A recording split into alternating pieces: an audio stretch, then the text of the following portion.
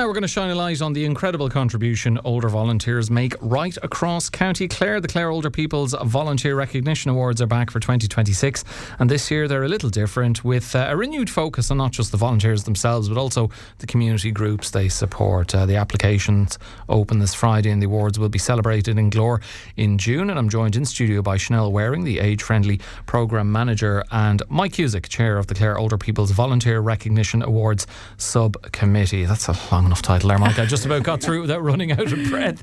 Thanks to both of you for coming into studio, though. Shanelle, for listeners who may not be familiar with them, can you remind people about the awards? Yes, so formerly it was known as the Clare Older People's Volunteer of the Year Awards, and it ran for 10 years. And our chair of that subcommittee was Eugene Phillips. So he's taken a well-earned break from the organising this year, and we're very grateful for all the hard work he did. But the awards are a focus on the work the older community members do for groups around our community. And because we're blessed in County Clare with the fabulous groups that we have, and we're very lucky. So this year we've just made a little change, and we are going to have it on the 3rd of June from 6 to 9 p.m. in Glór. The application forms are a bit different this year. We've not only a bit of a focus on who they're nominating to get the recognition award, but also their group will be taken into focus. So the plan is that we'll do a little video of the person they're nominating, the work they're doing, whether that's one group or 10 groups, and, showcase all the stuff that's going on around the county. Okay, very good. And Mike, I suppose just to highlight, I have a previous here in adjudicating on these awards, and even the application process that Shanelle is describing. There's so many incredible volunteers out there amongst older people in particular, and that culture of volunteering, and as Shanelle has highlighted, some of these volunteers, it isn't just one group or organisation. They've their fingers in a lot of volunteering pies. Indeed, you're quite right, and they tend to, because it's a feature, I think, and people and we need more people volunteering, because a lot of people have a lot to contribute, and older people who have the experience and who are part of organisations, and they tend to be involved, whether it's something as simple as Tidy Towns, and they become involved in different charities, and excuse me, and they enjoy it, they get as much, and a lot of it is unseen, but we have people, and we want to honour individuals who are enriching their communities through selfless volunteer work, because it's unseen, it's recognised by the people who are benefit of it, it's recognised in the areas, and we have this all throughout Clare. So we want to try, because when we do have the awards, it's to recognise people and to give them the recognition and bring their families in and bring the organisations in, and that it is always a great evening, it's always great, and something that we want to do all the time. This year, as Shanelle said, it's a little different. It's going to be in Glór, we're going to have music there.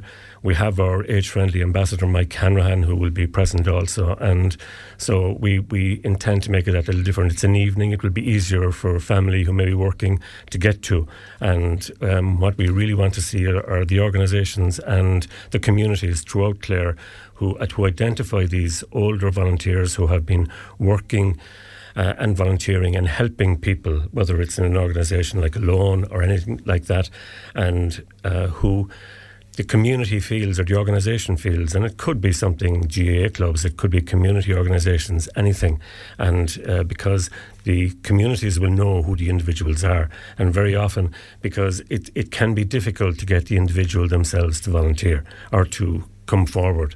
Usually they're very, very slow to come forward, but if we want to get the communities or get the organisations to nominate them, and then as Shanelle said, we will do that little bit of videoing, we will highlight the organisation, we will highlight the individual, and on the night show it and share it with everybody who's going to be present on June 3rd.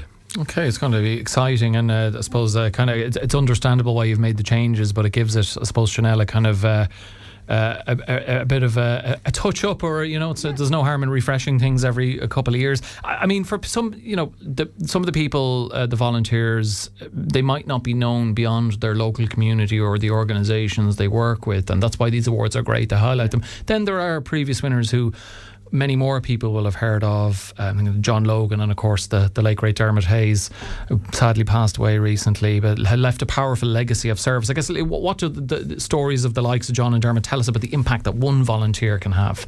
The application forms I got to see after, so Ellen, I don't get to see any of those first, but I got to see the application forms. And there was books written about the 10 individuals last year that were put forward. There's a list and a legacy. Every person nominated last year had, were extraordinary.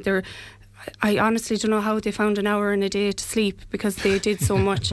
But they've decades, John and Dermot, and between them, they had both celebrated decades of community service, and they obviously stood out to the adjudicators last year. That didn't mean the other members that were nominated weren't recognised. So this year, there's not going to be an overall winner.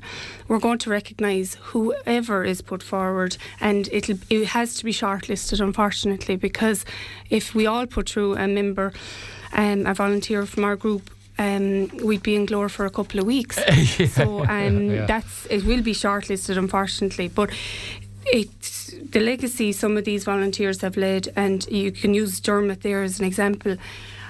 Since I was a child, Dermot was volunteering, and it was part of his life. I don't even know if we used the word volunteering when we were younger. It was, you were doing it for your community, and it was great crack, and it was the way to get together.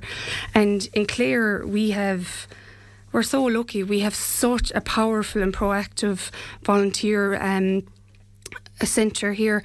Which I guess, is recognised by the fact late last year we heard here on Morning Focus, we were speaking with Sharon Meany that Clare is going to be the European volunteering capital for next year, which I guess is indicative of, that says a lot about the volunteering culture in this county. 100%. Sharon and Dolores are there's a small team over there, but the work they do is phenomenal, and they're so helpful. Anytime you will contact them to check in about something or ask a question, they'll support you. If you have an event running and you say, I'm really stuck for volunteers here, they have such a great relationship with all the groups in the community, and we're blessed to have that.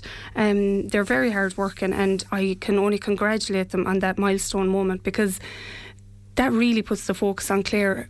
We have a great broad base of volunteers in Clare, and I hope the younger generation come up will see that and be inspired, and maybe inspire future volunteers. Hopefully. So, so as I mentioned earlier on, Mike, the application process forms open from today. Who can nominate? How easy is the process? As Shanelle touched on earlier on, little kind of changes there. The process has got easier because, as Shanelle said, there will be no individual. It'll be a case of honouring everybody. But an organisation can do it, an individual can do it. It's a matter of getting touch with the age-friendly staff within Clare. Shanelle and her colleague Sandra Stackpool do fantastic work for helping in the age-friendly area and helping the Older People's Council.